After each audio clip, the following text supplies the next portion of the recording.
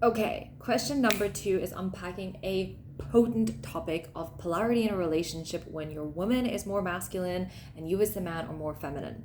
So here is the question. Let's drop in. She has a lot of masculine energy and I have a lot of feminine energy as the man, both because of the way we grew up. But isn't it toxic for sexual attraction? Doesn't she actually need someone with a lot more masculine energy to really let herself go? Do I need to develop into someone like that? I think I'm getting there, but of course, I'm not a typical alpha male. Let me drop in by saying this. As souls, as energy, we live in a third dimension that's based on polarity.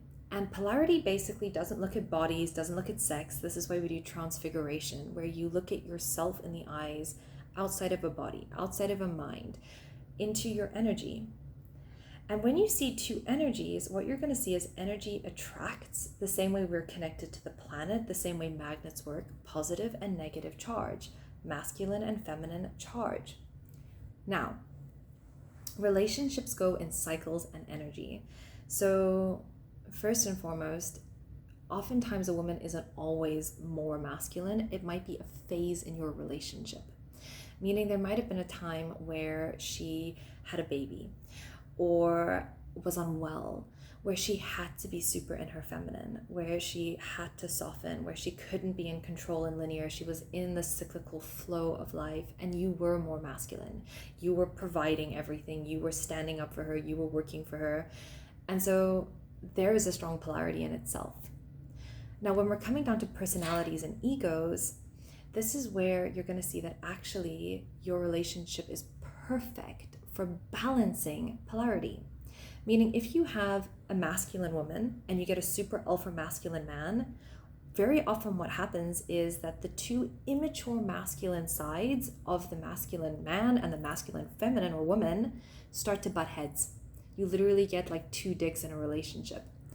And what it creates is a lot of fighting, sometimes abuse, or total aloof disconnection.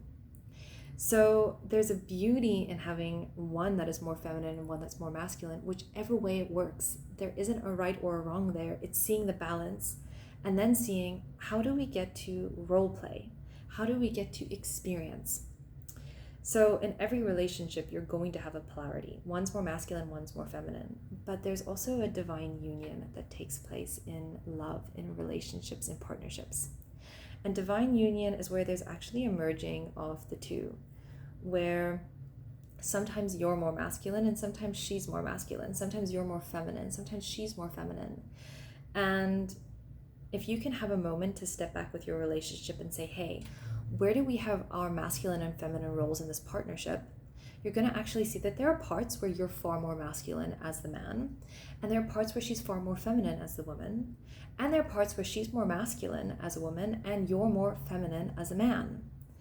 And that's the first thing I recommend you doing with your partner before you start being like, oh my God, we're toxic, I'm the woman, she's the man. No, you're both going to have your strengths in both of your polarities. Every single human being has a man and a woman equally in us. And the way that we reflect in our relationship basically shows where we're matched and where we're healing. So first and foremost, analyze your partnership in that mentality. You have an inner man, I have an inner man. You have an inner woman, I have an inner woman. Where are they manifesting the most?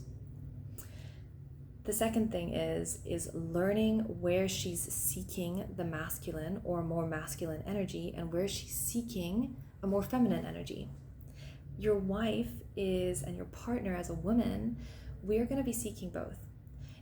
There are areas in my life where I'm super masculine. If my partner comes in and tries to be the man there, he's going to hit a big dick energy that's going to cause a big fight. It's going to be like, so this is where in some cases, it's so beautiful for the man to soften, to be more in the feminine. But also ask your partner, hey, now that we've got our lists of my man, my woman, your woman, and the roles we play in our life, where parenting comes in, where money comes in, where exercise comes in, where dancing and creativity comes in, where socializing comes in, how would you, and you get to ask her, how would you like me to be more masculine in that area? Or are you comfortable with me being more feminine? And you get to ask her that and ask yourself that in your relationship. And what these topics bring about is conscious communication, where you and her get to sit without blaming, without judging, without rejecting, and see both of you as inner dualities. That you both have a polarity in yourself, but an inner duality of polarity as well. And you get to find your balance and your perfect cocktail of what you would like more of or less of, or what you can play with together in your roles. So yeah, what I would say is if she's a very masculine woman, you don't want to be an alpha masculine man. In fact, there's a reason you vibrationally connected together. And what you can look at is there an area in you guys' life where she really wants you to be more masculine? And is she prepared to drop more into her feminine? Look at the pros and the cons, the ways to avoid an argument, pros and cons, so that you get to really consciously unpack your partnership and also value both of your inner polarities and the duality and polarity that you have in your partnership, to find the most mature and fun way to grow together in your union in a balanced way.